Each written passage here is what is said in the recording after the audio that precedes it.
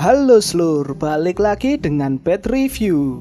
Kali ini saya akan membahas tentang anime Shikai Saiko no Anatsusa Isekai Kizoku ni Tensetsuru, di mana anime ini bergenre isekai fantasi yang dibuat oleh Rui Sukiyo.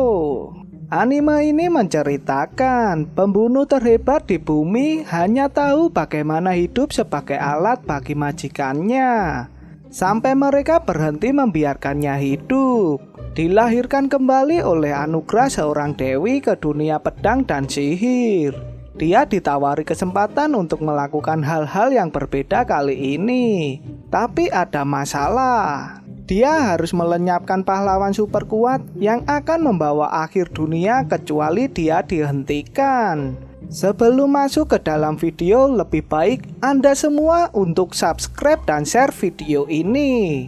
Dan akhirnya masuklah ke intro.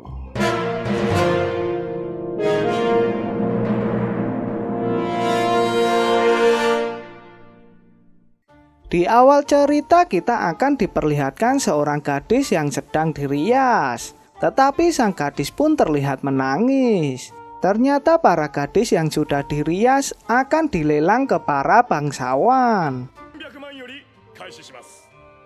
Di sini kita akan diperkenalkan dengan salah satu gadis yang cantik, yang bernama Dia. Ternyata dia menyamar untuk menghabisi para bangsawan hidung belang. Seketika dia menggunakan sihirnya untuk melepaskan diri, serta menghabisi para bangsawan. Dia pun tidak sendiri, melainkan dirinya mempunyai rekan. Dan perempuan ini bernama Tarte. Tarte pun juga ikut beraksi untuk menghabisi para penjaga. Dengan mudahnya Tarte menghadapi para penjaga dan menyuruh para gadis untuk melarikan diri. Terlihat dia pun mengalami kesulitan ketika menghadapi pengawal yang mempunyai energi sihir. Seketika Tarte datang untuk membantu dia. Dengan mudahnya Tarte melumpuhkan para pengawal dengan senapan, serta mengulur waktu saat dia merapalkan sihirnya. Dan akhirnya dia pun menggila. Di kejauhan pun kita akan diperlihatkan tokoh utama kita yang bernama Luke. Luke pun didampingi seorang perempuan yang bernama Maha. Ternyata Luke mengincar Mahues Khalid, yang dimana Khalid mendapatkan dana yang sangat besar dari menyerang desa dengan menyamar sebagai bandit dan menculik para gadis untuk dijual ke para bangsawan. Terlihat Luke pun mulai membidik Khalid. Dengan sihirnya, Luke bisa melihat sasarannya dengan jelas di kejauhan. Atas nama kerajaan dan keyakinan keluarga tua Tade, Luke akan menghabisi Khalid dan orang-orang yang terlibat. Scan berganti.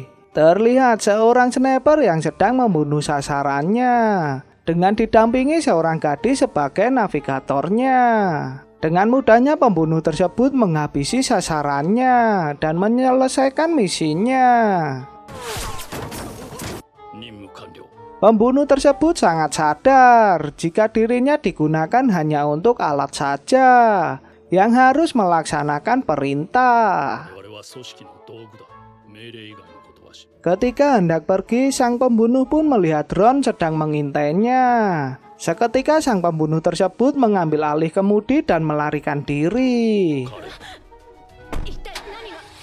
Terlihat sang pembunuh pun dikejar para tentara perbatasan. Tanpa banyak waktu, mobil sang pembunuh pun ditembaki.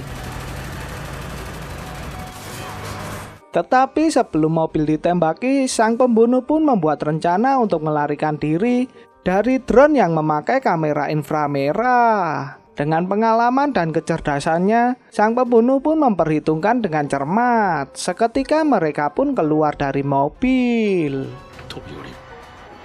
Terlihat sang pembunuh dan gadis tersebut lolos dari kejaran sesuai rencananya. Tetapi gadis tersebut pun mendapatkan luka saat melompat. Tanpa banyak waktu, sang pembunuh pun langsung memberikan perawatan. Terlihat sang pembunuh yang lolos dari tentara perbatasan pun berencana untuk menunggu sampai fajar. Karena dirinya sadar, drone yang memakai sensor inframerah akan mudah menemukan mereka di malam hari dan akan pergi saat tanah melebihi suhu tubuh manusia. Ketika istirahat, terlihat gadis tersebut menanyakan alasan menjadi pembunuh. Seketika sang pembunuh pun menjelaskan di mana sejak kecil dirinya dibesarkan di dalam organisasi. Tak hanya dibesarkan, tetapi dirinya diajari untuk membunuh, sehingga dirinya dibesarkan untuk membunuh. Terlihat sang pembunuh yang mengabdi pada organisasi, dirinya pun sangat bangga menjadi alat terbaik untuk organisasinya. Saat mendengar penjelasan sang pembunuh, gadis tersebut pun terlihat sangat keberatan dengan pernyataan sang pembunuh. Seketika sang pembunuh pun memberitahukan jika seorang pembunuh tidak memerlukan emosi, di mana emosi akan mengacaukan segala misi. Terlihat sang pembunuh pun akan berencana pensiun dan bekerja di fasilitas pembunuh milik organisasi Jepang. Ternyata di sisi melakukan misi, sang pembunuh pun juga mengajari seorang pembunuh amatiran. Sehingga sang pembunuh pun memberikan pernyataan jika dirinya mendapatkan asisten amatiran. Sehingga membuat mereka berdua pun berdebat. Sampai akhirnya sang pembunuh pun menodongkan senapannya.